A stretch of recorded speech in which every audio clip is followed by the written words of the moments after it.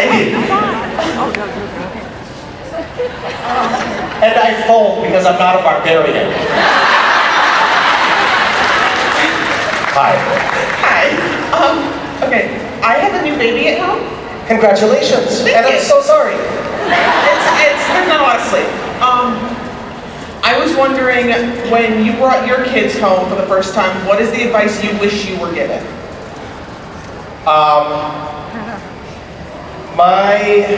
Well, I don't know. I think a lot of people said things to the effect of like, savor it, it goes so fast, it'll be over in no time.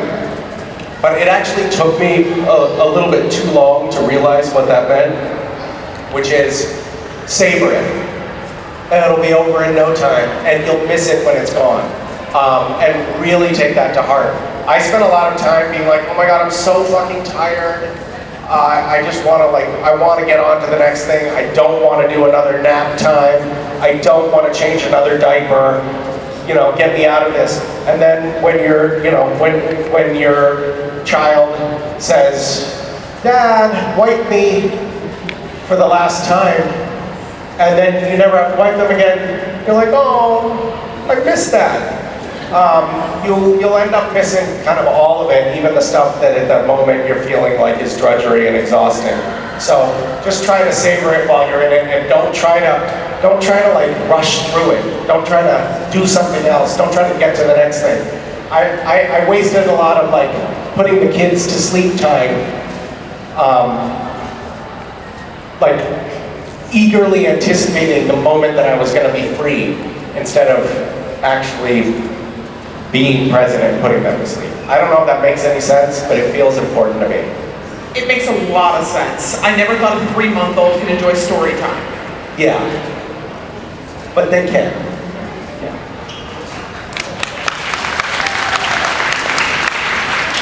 Hi, Misha. Hi. I'm going to try to do a kindness with my question. Oh my goodness, thank you. We met a young man this morning. It's his very first con and very first introduction to the family.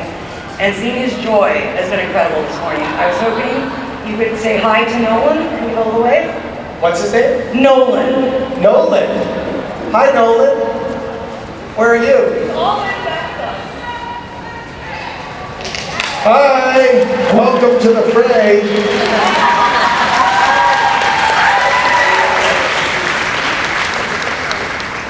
That's it. Hi. Hi, Misha. I really enjoyed your Bridgewater podcast. Oh, thank you. I was wondering how you got involved with that, and are we ever likely to get a season 3?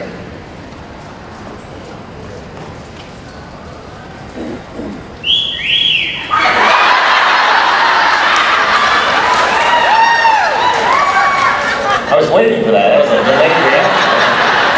Jesus Christ. Normally I would have gotten my cat call by now.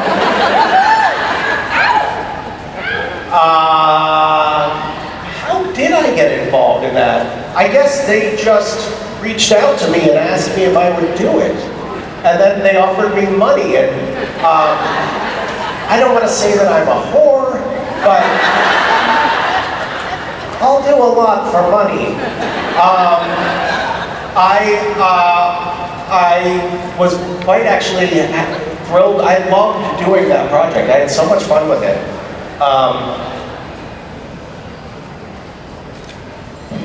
I don't know if we're talking about this, but I don't know why we wouldn't be talking about it.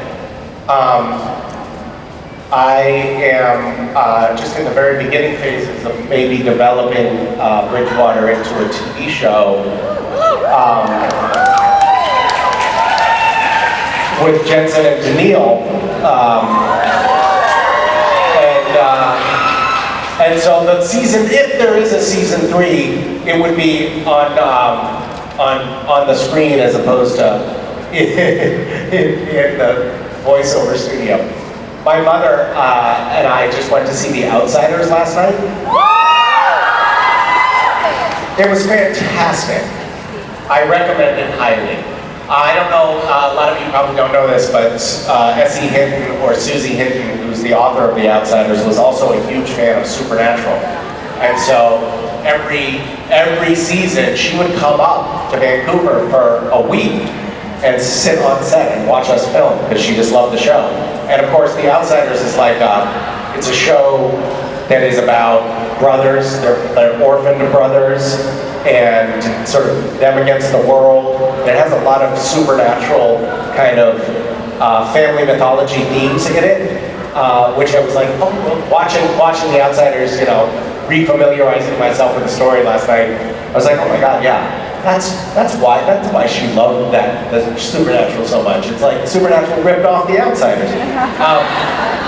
Anyway, the reason I'm telling you that is that last night I reminisced with my mother about this fact. She came to visit me when I was recording Bridgewater, and her flight came in right when I was actually actively recording, so she had to take a taxi over to the studio and wait for me to finish. And we had a little recording booth, and it was me and another actor in the recording booth, you know, with our microphones. And then there was a TV screen. There was another actor who was zooming in from Atlanta as we were recording the scenes that we were working on that day. And my mom was in this other room that was the director's booth with the director and the producer and assistant producer. And they also had a little Zoom screen that they were watching, you know, all three of us actors on, but there was a window that they were looking through as well, and just looking at us in person. And we did a couple of hours of recording with my mom in the studio, and then we were driving, we left, and we were in the car, and she said, Misha, so you were, she was like trying to find a nice way to say it. She was like, so you were actually recording that? That wasn't just a rehearsal? And I was like, yeah, we were recording. She was like, huh. Well, I gotta say, I don't know. I feel like watching Supernatural being filmed, it was much more interesting. I just don't know how that's gonna look in the end. And she thought we were filming a TV show. I was like, Mom, what the fuck? Anyway, thank you. Hi. Hello. My question is, after joining the Supernatural family over the last 15 to 20 years, what is it that you are the most proud of? Oh my goodness.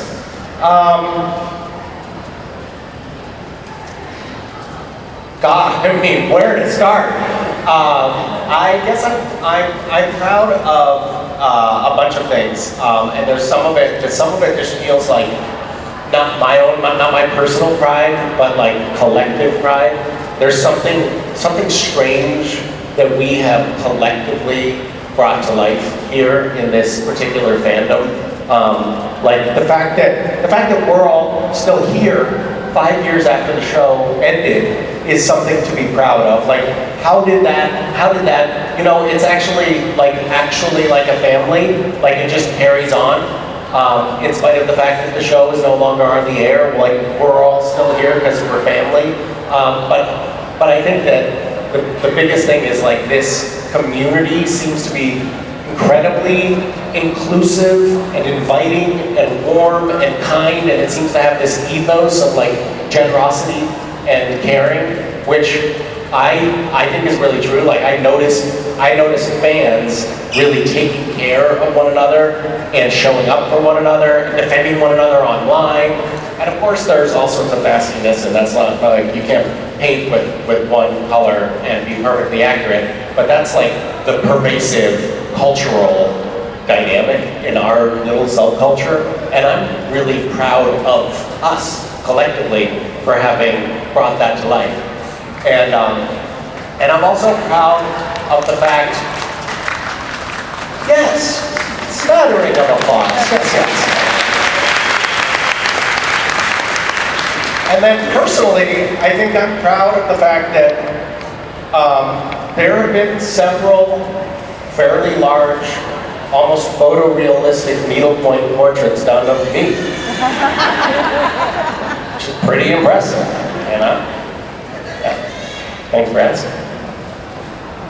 Hi, Misha. Hi.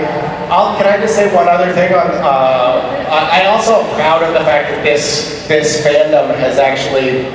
Jared and I were talking about this the other day, but collectively, we've marshaled so many resources for good in the world. We've like collectively raised the money to buy farmland for 500 women living genocide survivors in Rwanda, and we built schools, and we funded schools. We built a school in Nicaragua, we funded a school in South Africa, we built an orphanage in Nicaragua, we resettled Syrian refugees who are living in Lebanon. There's a incredibly beautiful story. There was a Syrian refugee family that had been living for 2 years in a tent, and the mother had been shot by a sniper in the top of her spine and was unable to, quadriplegic, unable to move anything below her neck. And conditions were so bad for this family that the 12-year-old daughter in the family tried to kill herself after 2 years. So that there'd be enough food for the younger kids in the family. And that daughter, now, we raised the money to resettle them. That whole family now lives in Europe. They got food, education, medical care, housing, and the daughter who tried to kill herself is in medical school. And that's something that we have done together, which is pretty awesome. Hi. Hi, Misha. My name's Savannah. Nice to meet you. My question seems kind of stupid after that. Shit. I'm sorry. You mean after the toilet paper question? Oh, yeah. Yeah. That one. Yeah. I recently started seeing this guy. Oh my God. He actually just started watching the show.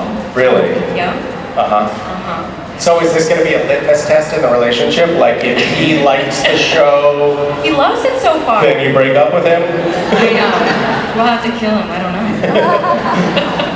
He's about 5 episodes in so far. Okay. But my question was going to be, do you have any advice for him going forward? For the show, for watching the show? I mean, it's there are some ways, like you can get apps and hacks for playing things on double speed. So I would suggest trying to do that, because I think it's about 300 hours of television, and of course no one has that kind of time to waste. So I would suggest he figure out how to watch it on fast forward. Or one other thing that I could suggest to him, because it sounds like it's an important, you're here, you're obviously a fan, it's important to you, and he wants to connect with you. So I would recommend that he ask ChatGPT to summarize it for him so that he can have informed conversations with you without having to slog through all 300 hours of television. I would also recommend that he just skip the bullshit and start with episode 1 of season 4. Because before that, the show was just trying to figure out what it was. Thank you. Thank you. Hi, Misha. Hi. My name is Sophie. How are you doing today? I'm pretty well, thank you. Excellent. I have a question for you. Oh, perfect.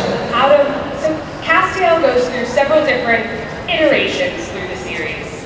Is there one version of Cass that either stands out really distinctly or was your personal favorite to portray before? Well, yes, they all stand out in different ways. Some because they were so terrible, like Nazi Cass.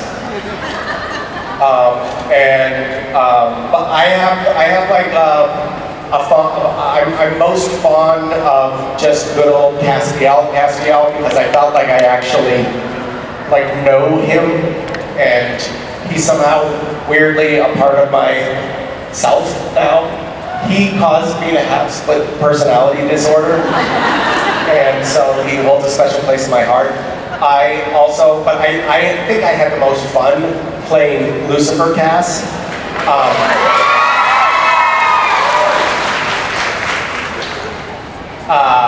Mark Pellegrino, who premiered Lucifer on Supernatural, he told me whenever I'm in a scene, I look at the other characters in the scene and I'm trying to decide in my head whether I want to kill them or fuck them. And when you frame everything like that, it just starts to be more fun, turns out.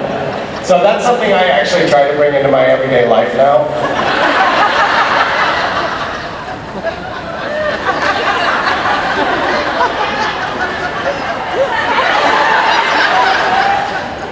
Okay, thank you. Hi. Hi, Misha. I know I've heard that J2 would joke around with you a lot and That's not true. That's a malicious rumor. They didn't do that. Oh, okay. Well, I'm glad that didn't happen. Yeah. Were you ever able to get one over on them? Like a gag or something on them? Was I ever able to put a gag on them? All the time.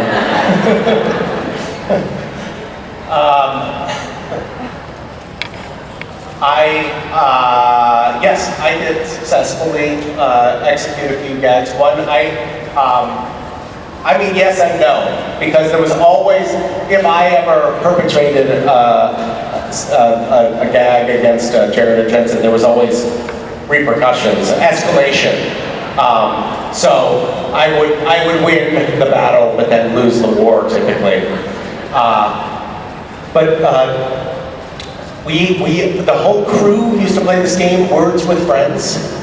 And it was like Scrabble, when we played Scrabble against each other. And eventually, actually, Warner Brothers ended up saying no more Words with Friends because they realized they were they were paying overtime because we were playing so much Words with Friends. But Jared said, "Hey, Misha, want to play Words with Friends?" And I was like, "Sure." And he's like, "Hey, let's make it interesting and say $100 per point that you beat. Whoever wins gets $100 per point by which they've won." And I was like, "No way," because it would be like easy to beat somebody by 20 points, and then that would be $2,000, and I'm not doing that. So I said, "How about $10 a point?" And then this is not hyperbole. Jared beat me by more than anyone had ever beat anyone else on the crew by. He beat me by 160 points. He got triple word score on triple letter score with a Z. It was impossible. And I was just like, what happened? And I felt super sick. I'm not a gambler, and I did not like this outcome. It was $1,600, which is probably 16 times a greater loss than I've ever had gambling. And I felt like I felt horrible. I was like, oh my God, how am I gonna tell my wife about this? This is a complete disaster. But I had to figure out how to have some positive thing come out of this terrible tragedy. And so I spent 3 days driving around to all of the banks in Vancouver getting pennies and nickels. Because there was no one bank that had enough. And eventually got $1,600 worth of Canadian pennies and nickels, and then dumped them in a huge pile in his trailer while he was on set. And then he came into his trailer to see the note on the pile of money. Here, congratulations on your win, Jared. And he was like, oh my God, this is gonna be such a pain in the ass. But then he had the foresight to tell the transportation department, whose job it is to take care of the trailers, to clean it up for him. Which, by the way, I feel like was cheating. And then, because he's a magnanimous person, generous person, and also he really doesn't like rolling coins,